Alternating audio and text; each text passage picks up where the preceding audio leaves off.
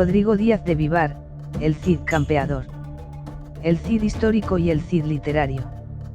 La leyenda que a partir del siglo XIII comenzó a forjarse en torno a la figura histórica de Rodrigo Díaz de Vivar, fue engendrando progresivamente un corpus de gestas y acontecimientos que los interesados monarcas, de siglos posteriores utilizaron como referente épico en el que encontrar los valores predominantes de cada época, con fines claramente propagandísticos. De esta manera, el Cantar de Mio Cid, fechado hacia 1207, la leyenda de Cardeña, hacia 1270, y las mocedades de Rodrigo, hacia 1400, divulgaron una falsa historia que ocultó la verdadera peripecia vital de un hombre de armas del siglo XI, que lejos de encarnar los ideales de orgullo castellano, fidelidad a ultranza al rey y cristianismo militante, como pretendían estos relatos, buscó su propio beneficio al amparo del mejor postor, lo que le hizo combatir a ambos lados de la frontera, cambiando de aliado, en función de sus intereses personales. En esta biografía vamos a centrarnos estrictamente en la figura histórica del llamado Cid campeador, apelativo que deriva de Cidi, del árabe señor y campeador, del latín campi doctor, experto o vencedor en el campo de batalla, lo que nos da una muestra más de su carácter. Ramón Menéndez Pidal, en su España del Cid, afirma que la personalidad histórica del héroe era mucho más interesante que la literaria. Su significación ha sido muy discutida, incluso hay quien ha negado su existencia, como el jesuita catalán Masdeu en el siglo XVIII, pero en absoluto puede llegarse a tal extremo, puesto que hay evidencias históricas suficientes para trazar una biografía sumamente atractiva. Los primeros años de Rodrigo Díaz de Vivar en la política castellano-leonesa. No existe evidencia alguna ni sobre el lugar ni sobre la fecha de su nacimiento. Recurriendo a los relatos literarios, podríamos afirmar que llegó al mundo en Vivar en una fecha comprendida entre el 1043 y el 1054. Era hijo de Diego Laínez, del que se creía que era descendiente de Laín Calvo, uno de los jueces de Castilla, y de una mujer, de la que se desconoce el nombre, que pertenecía al aristocrático linaje de los Álvarez. Rodrigo se formó en la corte de Fernando I, donde trabó amistad con el infante Sancho, al que acompañó a una temprana edad, quizás 15 años, hasta la capital del reino musulmán de Zaragoza, cuyo príncipe era tributario del rey castellano-leonés. El viaje sirvió para forjar una alianza cristiano-musulmana con el objetivo de combatir al rey aragonés, Ramiro, al que se arrebató la plaza de Graus para reintegrarla a la taifa del Ebro.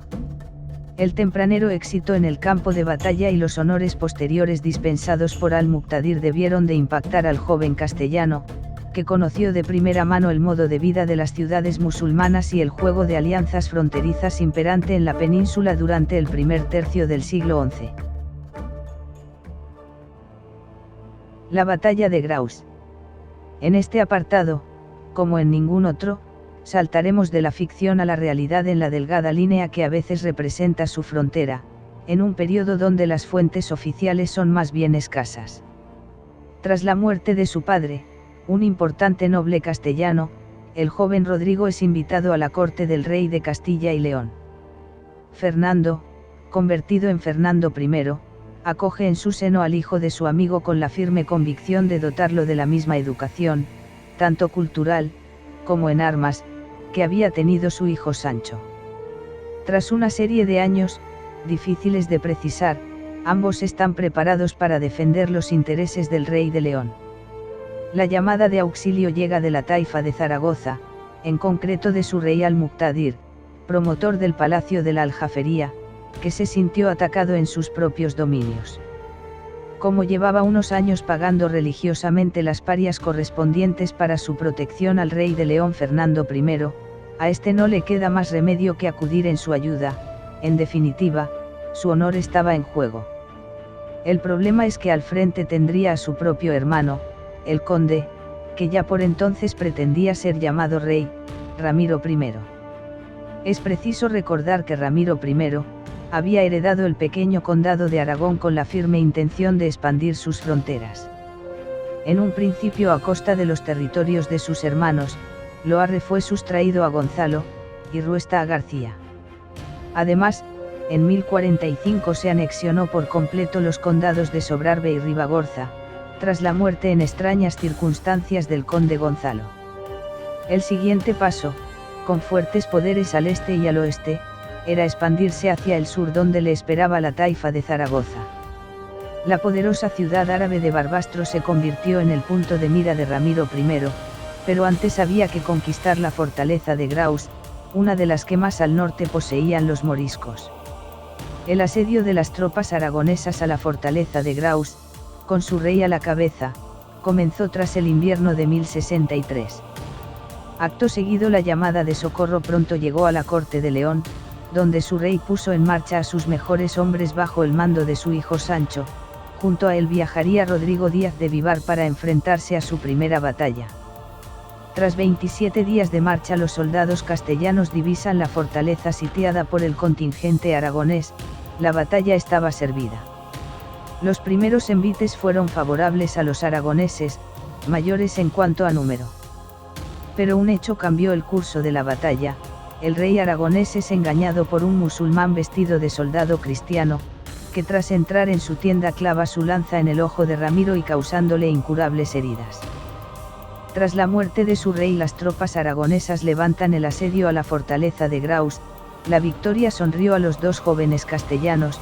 Sancho y Rodrigo son invitados por las autoridades moriscas a descansar unos días en el interior de la fortaleza. Era la primera vez que Rodrigo conocía la forma de vida de los musulmanes y parece ser que se quedó prendado de ella. Estos moriscos sí que saben disfrutar de la vida. Bellas mujeres con ropas de seda bailaban para nosotros de manera sensual, mientras nosotros hacíamos cuenta de las viandas que se nos servían. Los adornos de las paredes, las vajillas, los muebles, todo es de una belleza incomparable. Creo que sería capaz de acostumbrarme a vivir así. El Cid, el vasallo que desafió un rey. Rodrigo Díaz, el Cid, fue desterrado 2 veces por su rey, Alfonso VI. El Cantar de Mio Cid nos presenta un vasallo que intenta por todos los medios recuperar el amor de su soberano, pero la realidad fue muy distinta. Rodrigo Díaz fue alzado a la categoría de mito a partir del célebre Cantar de Mio Cid, que dibuja un héroe de conducta ejemplar, desterrado por su rey, recupera el favor del monarca, quien lo destierra de nuevo. Sin embargo, a pesar de tales condenas, siempre injustas, nunca se enfrenta a su soberano, Alfonso VI, por el contrario, siempre intenta recuperar la buena voluntad del monarca. Esta imagen del Cid, positiva y sin fisuras, pasó a diferentes crónicas medievales que incorporaron los hechos narrados en el Cantar.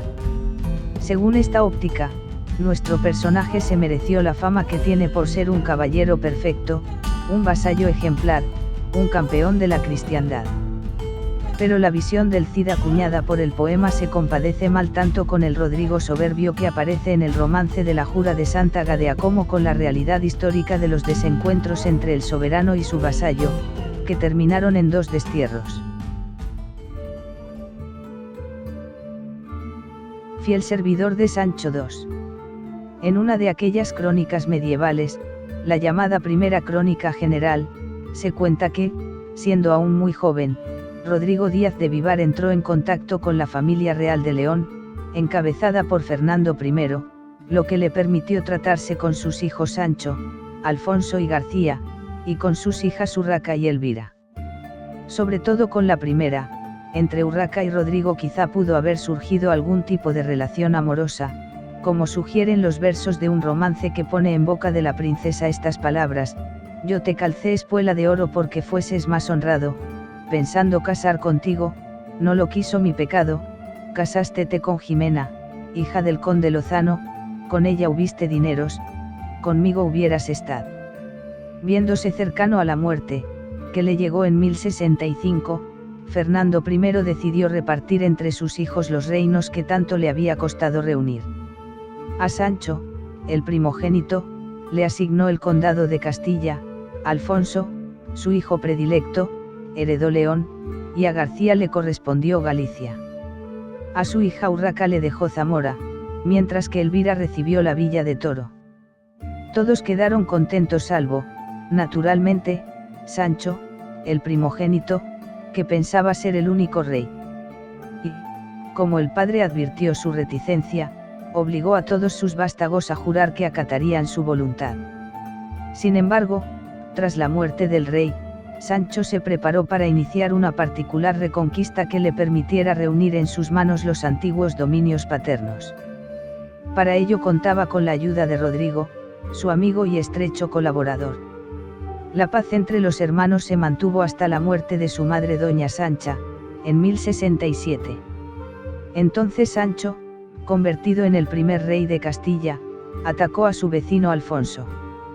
En 1068, los ejércitos de ambos se enfrentaron en Llantada, en territorio leonés, con la condición de que el hermano derrotado debía ceder el trono al vencedor. Ganó la batalla el ejército castellano, dirigido por Rodrigo, pero el resultado no fue tan decisivo como para que Alfonso se considerase muy mermado, de forma que nada cambió. Con todo, Sancho y Alfonso acordaron unir sus fuerzas para destronar a García y repartirse sus dominios de Galicia, lo que hicieron en 1071. García, derrotado, desapareció de la escena política. Por supuesto, Alfonso no podía dormir tranquilo, pues conociendo a su hermano debía de temer otro enfrentamiento. Y así fue. El segundo choque se produjo en enero de 1072, de nuevo en territorio leonés. Esta vez las tropas castellanas, con Rodrigo al frente, se impusieron en toda la línea y Alfonso terminó exiliado en el reino taifa de Toledo, cuyo soberano era tributario del monarca leonés. Desde luego, el amor fraterno entre los reyes de Castilla y de León, si alguna vez lo hubo, se había esfumado. Y la inquina que Alfonso sentía por Sancho debía de ir a la par con la que albergaba hacia Rodrigo, mano derecha del rey castellano. La situación dio un giro radical el 7 de octubre de 1072. Ese día, Sancho fue asesinado a traición mientras cercaba la Zamora de su hermana Urraca, misión en la que Rodrigo desempeñó un notable papel. Entonces Alfonso, por derecho de sangre, se convirtió en señor de los reinos de sus hermanos. Pero algunos textos refieren que el monarca de León tuvo que cumplir el requisito exigido por los castellanos, jurar que no había participado en el asesinato de su hermano, jura de la que se encargó precisamente Rodrigo.